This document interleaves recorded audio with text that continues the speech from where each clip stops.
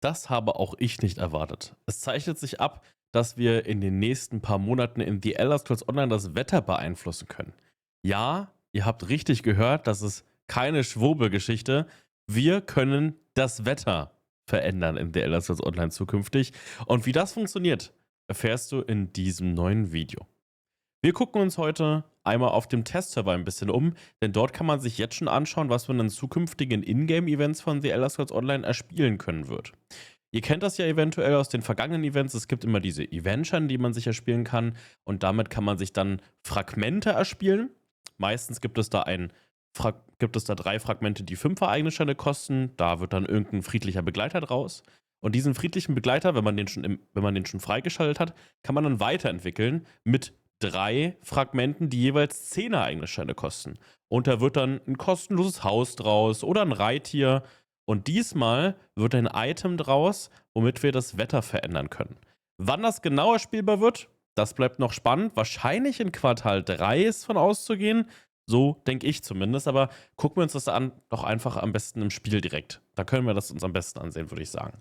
Und zwar bin ich jetzt hier in einem der neuen Häuser von The Elder Scrolls Online. Und zwar bin ich hier oberhalb von Skingrad in den Westauen in diesen neuen Kastell von Skingrad. Mehr dazu gleich. Und das neue Item ist dieses hier, nämlich Kinarets Ikone der Sturmbeherrschung. Ihr seht, es ist gerade abends, ne? Also es wird gerade so ein bisschen dunkel, dämmerig auf jeden Fall an dieser Stelle.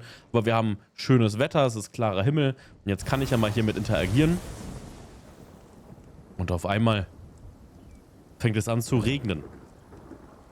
Gewitter setzt ein. Tja. Und manche Häuser haben 3 Zustände. Zum Beispiel gibt es in manchen Häusern Regen, aber auch Schnee und halt gutes Wetter.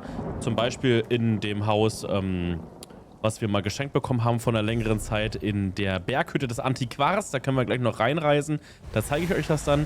In manchen Häusern gibt es aber auch nur 2 Wetterzustände. Zum Beispiel in diesem Haus jetzt hier gibt es nur 2 Wetterzustände. Und zwar einmal Regen. Deswegen war jetzt quasi, die erste Farbe war Regen. Die zweite Farbe ist auch Regen. Und die dritte Farbe ist jetzt schönes Wetter.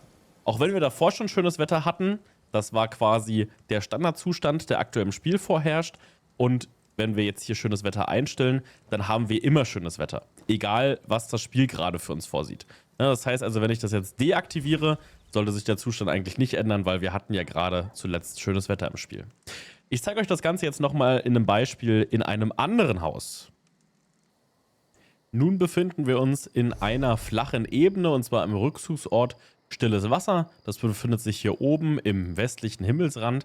Und wir haben jetzt gerade schönes Wetter, auch hier Dämmerung auf jeden Fall.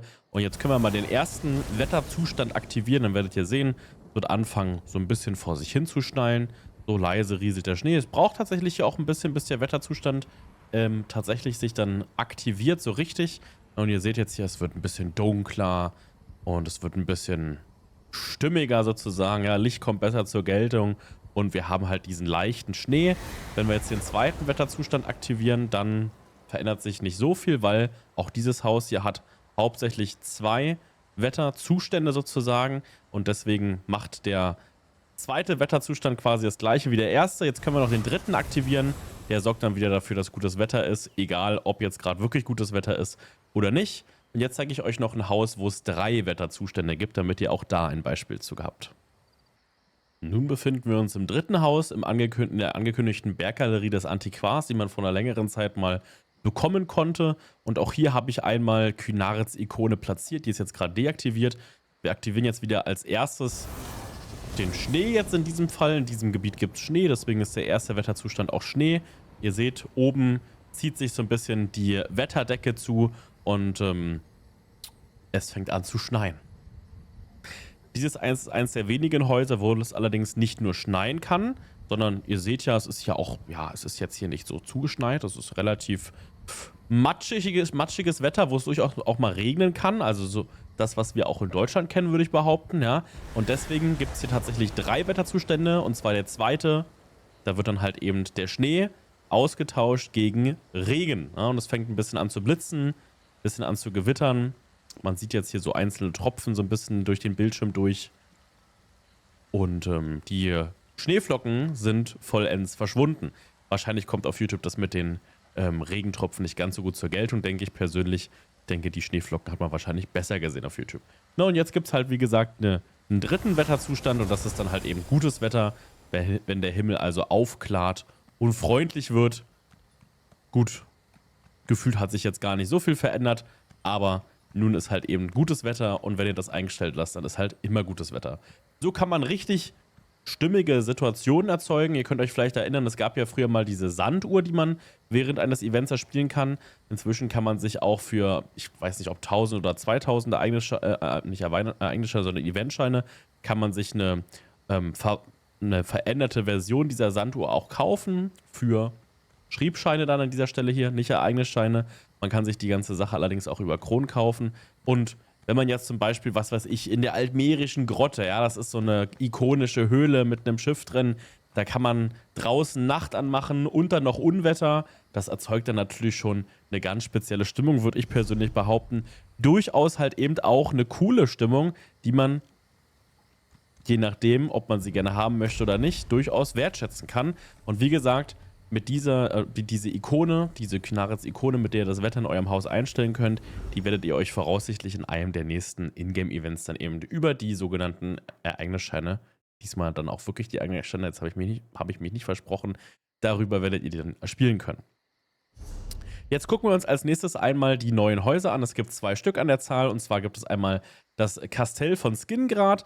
Wenn wir hier einmal reinschauen, wie man das Haus bekommen wird, dann fällt aus, ich habe es schon freigeschaltet. Nun, guter Vorführeffekt. Dieses Haus wird voraussichtlich ein reines Kronenshop-Haus sein.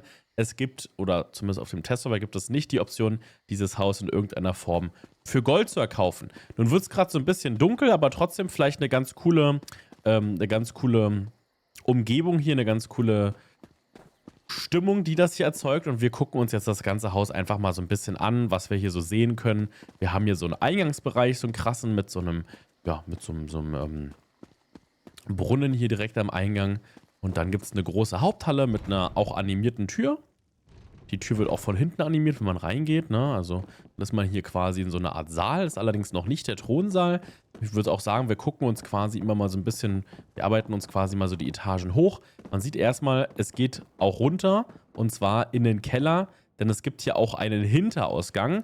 Die Besonderheit ist, bei diesem Hinterausgang seid ihr dann, also man kann hier quasi direkt rein von Skingrad, wenn man am Marktplatz vorbeigeht bei Skingrad raus, kann man direkt rein in das Haus quasi, über eine Brücke. Ne?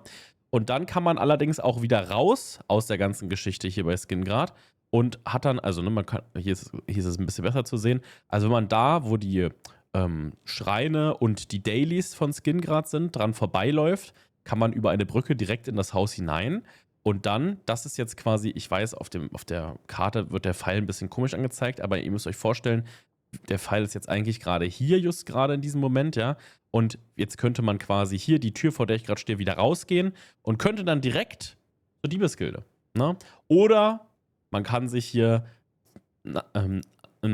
zum Außenbereich des Hauses teleportieren und kann das quasi als Teleportschrein zur Diebesgilde beziehungsweise zu einem Unterschlupf für Lug und Trug benutzen. Ne? Das ist also, finde ich, schon eine ganz gute Platzierung. An dieser Stelle kann man also auch irgendwie ein bisschen nützlich was mitmachen tatsächlich an der Stelle. Ist ja vielleicht dem einen oder anderen auch ganz wichtig.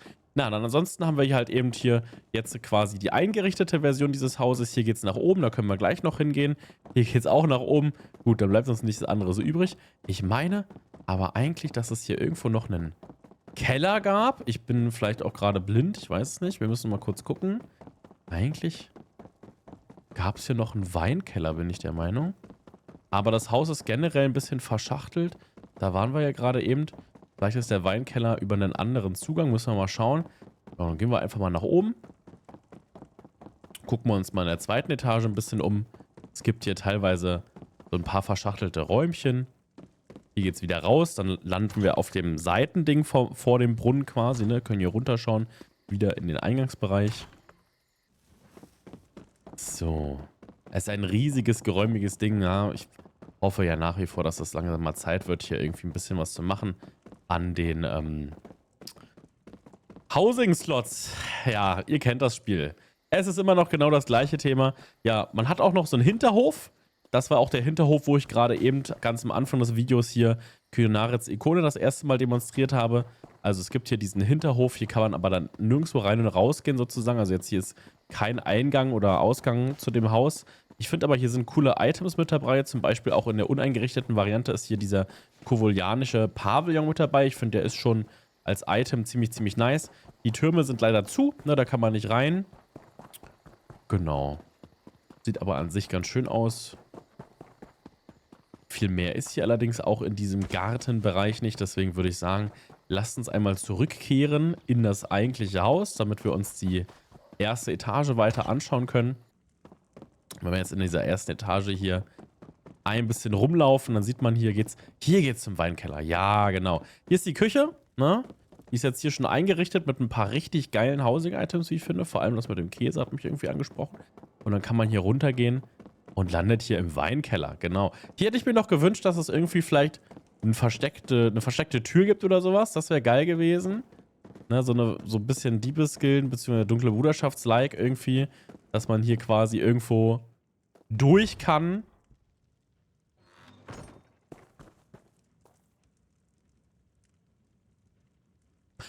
Das habe ich gerade selber zum ersten Mal entdeckt, gebe ich gerade ehrlich zu. Lol. Was?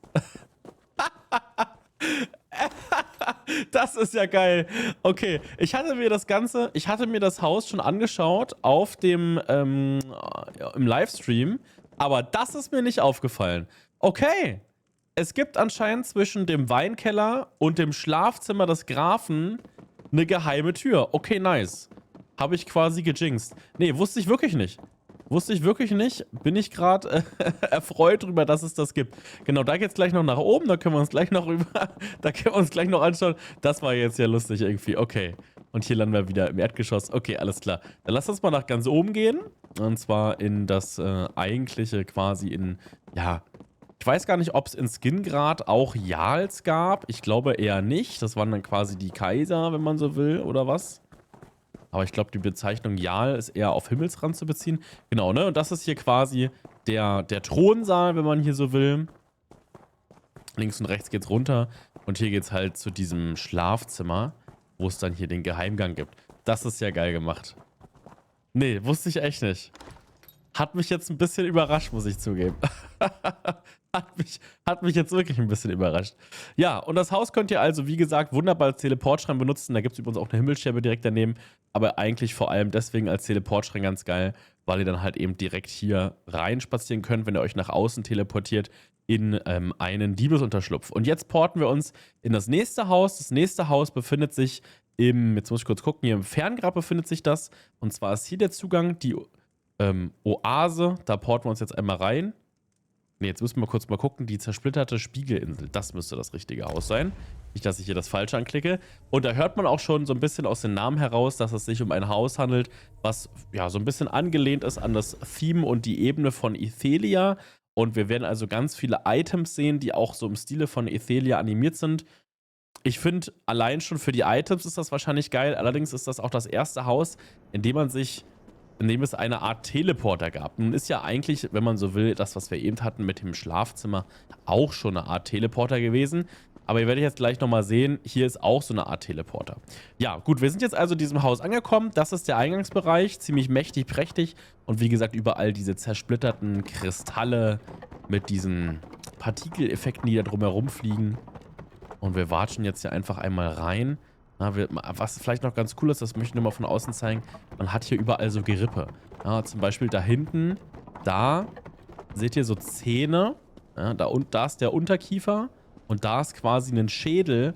Und aus dem Auge des Schädels kommt grünes Wasser rausgeflossen. Ob ihr das trinken solltet, fragt mich nicht. Vielleicht besser nicht, wäre meine Empfehlung. Vielleicht besser nicht. Genau, ansonsten seht ihr hier überall dieses Kristall-Theme, ne? Ist auch ein relativ verschachteltes Haus, deswegen, wir gucken uns mal ein bisschen um. Es geht einmal hier nach links oben, dann kann man hier nochmal so ein bisschen den Schädel von unten sehen. Ne, hier kommt, wie gesagt, diese grüne Suppe aus dem Schädel raus. Überall diese Kristalle, das sind übrigens alles Items, ne? Die kann man alle mitnehmen, auch in anderen Häusern platzieren, wenn man das möchte. Geht theoretisch. Ja, ob ihr aus diesem Schädel hier, jetzt von unten sieht man auch ganz gut, dass das ein Schädel ist, ob ihr das Wasser trinken solltet, ich rate, glaube ich, eher davon ab. Wir merken uns mal ganz kurz hier dieses Portal. Man kann das leider nicht bewegen, also man kann das jetzt nicht in andere Häuser mitnehmen. Aber ihr seht jetzt hier schon, es würde hier auf die obere Ebene gehen. Das merken wir uns einfach mal. Wir gehen da einmal auf die obere Ebene hin zu Fuß, so wie man das so altmodisch macht, damit ihr auch noch den Rest des Hauses hier gesehen habt. Also ihr seht jetzt hier kann man quasi einmal hoch. Ziemlich pompös das Ganze, ja. Was man hier wieder mit 700 Item-Slots machen soll, ich weiß es nicht. Nicht allzu viel auf jeden Fall. Dann kann man sich hier einmal im Kreis drehen. Hier kann man auch runterfallen, da kann man auf die untere Ebene runterschauen. Wirklich auch so ein bisschen, wie das im Ferngrab halt eben ist. Ja. Und dann man hier so eine Art Loft, beziehungsweise schon fast eher so eine Art Marktplatz, so ist das hier aufgebaut. Auch wieder hier die eingerichtete Variante. Der Hintergrund sieht natürlich absolut episch aus. Erinnert mich so ein bisschen an diese Githyanki-Ebene aus Baldur's Gate, falls euch das was sagt. Daran erinnert es mich auch so ein bisschen, auch vor allem mit diesen Kristallen und dem Schädel vor allem auch, ne? Das geht halt alles so in die Richtung. Naja, und hier gibt es jetzt halt eben, wie gesagt, leider nicht bewegbar, den Teleporter auf die untere Ebene. Angelegt an Ithelia, wie gesagt, die Animation. Und dann landet ihr wieder hier unten und könnt euch das dann hier wieder ein bisschen genauer anschauen, beziehungsweise könnt euch dann auch hier unten nochmal ein bisschen umsehen, ob hier noch was für euch zu finden ist sozusagen. Mit dem nächsten Update wird die Map bzw. Karte von ESO ordentlich aufgeräumt, wie ihr es einstellt, dass ihr wieder alle eure Häuser auf der Tamriel-Karte sehen könnt, um die zum Beispiel als kostenlose Teleportschreine zu verwenden, zeige ich euch in einem der nächsten Videos. Deswegen lohnt es sich. Ich mache dazu ein separates Video zum Thema Tamriel Map. Lasst also auf jeden Fall ein Abo da und aktiviert die Glocke. Ich würde mich auf jeden Fall sehr drüber freuen. Und wenn ihr da schon unten in der Umgebung unterwegs seid, wenn es euch bis hier gefallen hat, auch gerne ein Abo, einen Daumen nach oben da lassen, wollte ich gerade sagen. Und jetzt als nächstes kommt noch eine kleine Reaction, ja, und zwar auf die neuen Housing-Items. Die finde ich natürlich auch immer persönlich spannend. Deswegen lasst uns da einmal rüber switchen, damit wir uns das einmal anschauen können. Und zwar sehen wir hier von dem YouTube-Kanal Futerko, das finde ich immer super. Da werden immer die Housing-Items aufbereitet, auch so mit Größenvergleichen, ne? Und da skippen wir uns jetzt mal so ein bisschen durch und gucken uns mal an, was kommt da mit dem nächsten Update alles für geile Housing-Items. Sind da Sachen dabei, die ihr euch holen würdet, oder sagt ihr, so richtig meins ist da nicht mit dabei? Wir schauen uns das Ganze auf jeden Fall einmal an. Also wir sehen, es sind 37 neue Housing-Pläne, die wir bekommen können aus verschiedenen Ressourcen. Und anfangen wird natürlich, einmal wird hier natürlich auch diese Wetterfunktion demonstriert, ne? So wie wir uns das heute jetzt schon angeschaut haben hier. Die kennen wir ja nun schon. Und wie wir die erspielen können, habe ich euch ja auch schon erklärt.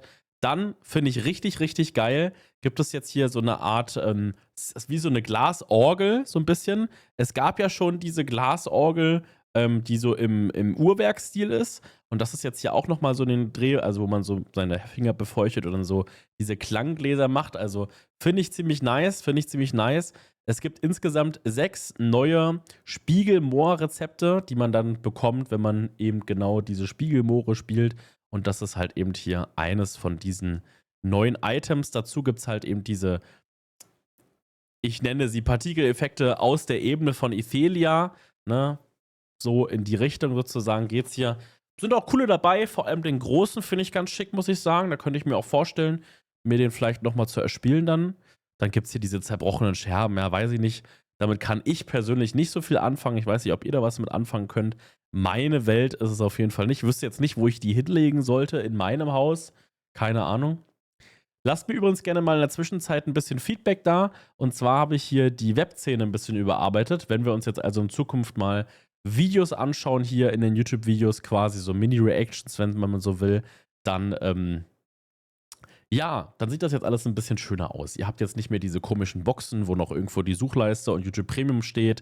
Und ich habe ein bisschen Schatten noch rumgelegt um die Box und so. Also habe mir da ein bisschen Mühe gegeben. Dann gibt es noch verschiedene Items von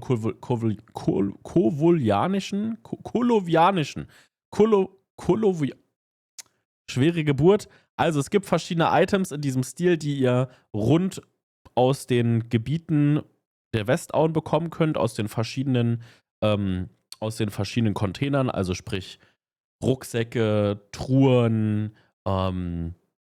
beispielsweise aber auch sowas wie, was haben wir noch?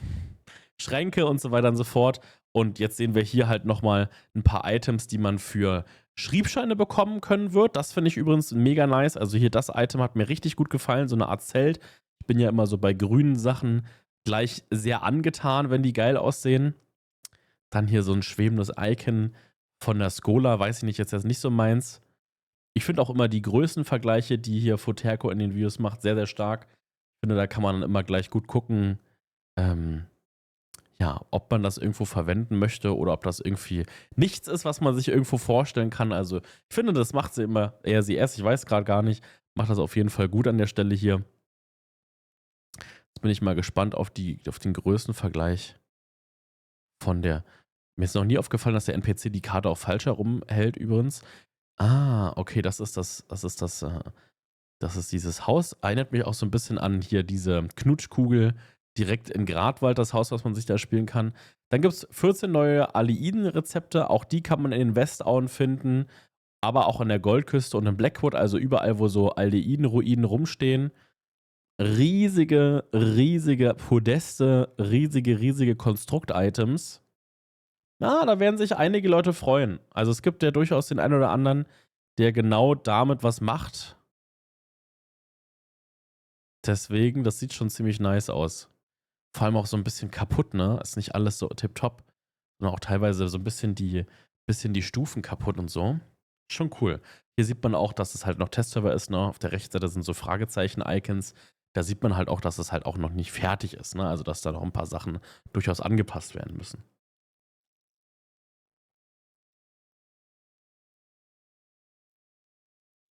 Ja, ich finde das also immer ziemlich cool, wie hier die Items einmal gezeigt werden. Da kann ich mir das dann einfach in Ruhe im Stream anschauen. Genauso stelle ich mir das vor. Oder halt mit euch hier gemeinsam ein YouTube-Video. Also vielen Dank nochmal an Foterko. Natürlich schaue ich auch nochmal, dass ihr euch das Ganze nochmal selber anschauen könnt. Natürlich. Na, das verlinke ich euch dann. Beziehungsweise ihr seht es ja auch jetzt schon hier unten. Riesige Säulen. Gigantisch. Ich weiß nicht, also ich hätte keine Ahnung, wo ich was davon hinstellen sollte in meinen Häusern. Und vor allem ist das so ein kalter Sandstein oder was das ist, oder Kalkstein wahrscheinlich eher. Da müsste man erstmal einen Ort für finden. Also wüsste ich jetzt gerade noch gar nicht, wo ich das persönlich hinstellen würde. Ja, wüsste ich noch gar nicht, wo ich das persönlich hinstellen würde. Bin ich ehrlich. Riesenteile. That's what she said. Jetzt kommen schöne grüne Sachen. 9 neue Furnishing-Pflanzen. Ja. Jetzt müssen wir mal gucken. Ich glaube, die sind über die, ja genau, also über die Skingrad bzw. Westauen Belohnungskoffer. Ne? Das heißt also, die ihr bekommt, wenn ihr die täglichen Quests macht in Gold Road. Und da gibt es hier so Wurzelbrücken. Ich nenne sie Wurzelbrücken. Oder hier, das ist ein Durchgang, den kann man öffnen und schließen. Das finde ich, sieht richtig geil aus. Das Item wirkt übrigens sehr viel kleiner, als es ist. Na, das ist eigentlich ein Riesen-Item. Werdet ihr auch gleich nochmal sehen. Ich habe mir das ja schon ein bisschen im Stream angeschaut. Schaut da auch gerne mal vorbei, twitch.tv/Alexos, wenn ihr gerne wollt. Ich würde mich auf jeden Fall freuen, euch da zu sehen. Oder, falls ihr es nicht wusstet, auch ganz neu, verlinke ich euch auch gerne nochmal am Ende dieses Videos hier. Ich habe jetzt einen Zweitkanal, der heißt Oldschool, quasi Back to the Roots, Alexos LP, wissen viele nicht mehr. Mein YouTube-Kanal, auf den ihr euch jetzt gerade hier befindet, hieß früher mal Alexos LP. Ja, dann habe ich irgendwann mal das LP ausgetauscht gegen Alexos. Und weil ich doof war oder so, musste ich irgendwann mal einen neuen anders. YouTube hat irgendwann mal angefangen, dass man, jetzt kommen übrigens Items, die wir über Achievements bekommen, 7 Stück. YouTube hat irgendwann mal angefangen, dass wir Content Creator uns neue YouTube-Links erstellen konnten. Und aus irgendeinem Grund habe ich dann da nicht Alexos LP genommen, so wie ich früher hieß, oder Alexos. Wahrscheinlich war Alexos aber mit 6 Buchstaben schon vergeben. Sondern ich habe Alexos TV genommen. Warum, weiß ich ehrlich gesagt gar nicht so genau. Das ist übrigens ein unfassbar sexy Schiff. Das ist ja riesig. Das ist ja richtig geil. Naja, lange Rede, kurzer Sinn. Was ich eigentlich sagen wollte, schaut gerne mal vorbei auf meinem Zweitkanal. Einfach nach Alexos LP suchen. Ja, also alles zusammengeschrieben, so wie ihr es sprecht, Alexos LP. Und dort findet ihr jetzt neuerdings Let's Plays wieder. Also wirklich zurück zu den Wurzeln. Let's Plays. Da wird es auch Elder Scrolls Online Let's Plays geben. Aktuell ist dann noch kein Elder Scrolls Online los, aber ich habe vor, Necrom und Goldwood noch nachzuholen. Übrigens, das finde ich eine richtig geile Büste, möchte ich mal kurz gesagt haben, aus einem der neuen Vierer-Dungeons. Also da kommt auf jeden Fall noch was, auch in Elder Scrolls-Stil.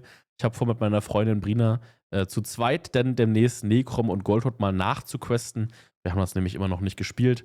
Ihr wisst, ich bin ja so ein kleiner Quest-Banause, ja, also ich bin so ein kleiner Quest-Verweigerer. Ich bin meistens eher in den anderen Inhalten von The Elder Scrolls Online unterwegs. Größtenteils zumindest an dieser Stelle hier. Und es gibt natürlich auch noch weitere coole Housing-Items, die wir jetzt hier gerade eben nicht gesehen haben in dem Video.